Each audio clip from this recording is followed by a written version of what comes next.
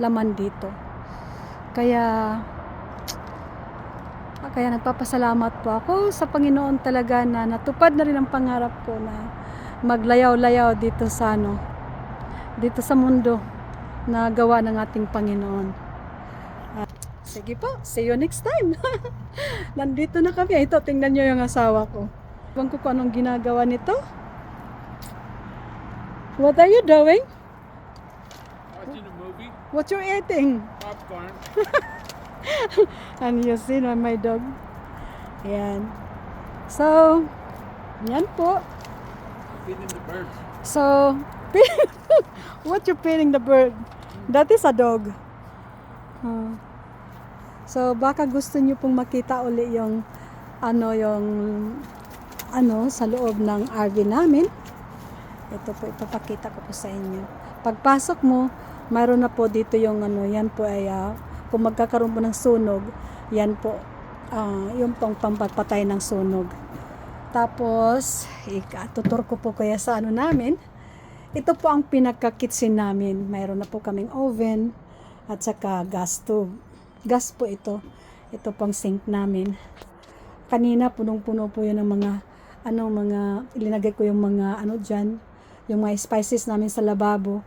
Kasi pag umalis kami, yan yung tawag nito, magkandatapon po yan, kaya yan.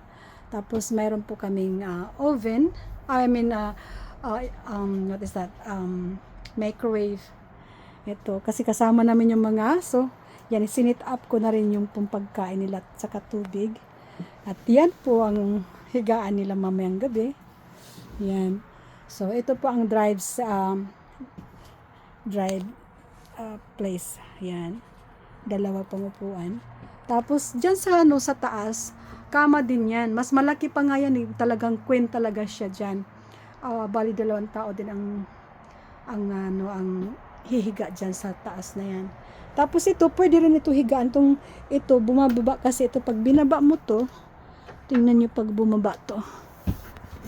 You see? Binaba ko. Ayan, pwede mo na po yan latagan din dyan ng kama para mahigaan din. Pang-2 tao din yan. Ito rin, pang-2 taong din ito. Higaan din ito dito. So, ang kasi nito, bali 8 people ang laman kasi nitong itong RV namin. Ito naman ang kama namin dito. Ito. Hindi ko pa naligpit yung bag ko. Yan po ang kama namin. Marami pong mga kabinet. Kaya gustong-gusto ko po kasi ang daming kabinet. Ito naman ang shower namin. Ito po. Yan ang shower namin.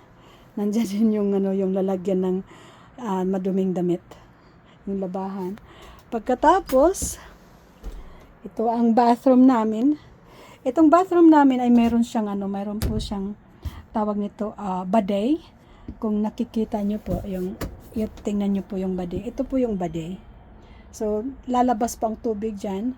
So, pag maghugas ka, pang private, parang airplane style. Alam mo yung airplane, di ba ganito lang kalaki yung, kung sakay na po kayo ng airplane, ganito lang kalaki yung airplane, di ba? Yung banyo at saka yung lababo, ganyan lang kalaki.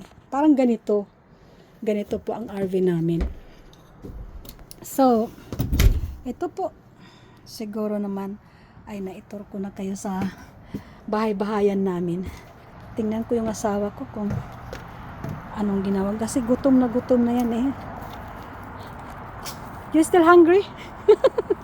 You're so comfy for that chair. You good? I'm glad we get that one, the big one. The small one is mine. Okay. So, yung building naman ay office po yan at saka may tindahan din. That is only office, right? See laundry room? Oh yeah. Wow, it's a big laundry over there. Oh, wow, they have a laundry. There's a big laundry over there. That's nice. Okay, Christmas na rin po dito. Pero alam mo, ang Christmas dito, malungkot na. Hindi naman malungkot na malungkot. Hindi katulad ba sa atin na pag pa lang, September pa lang, di ba, nag-decorate na tayo ng Christmas decoration. Dito hindi po ganun,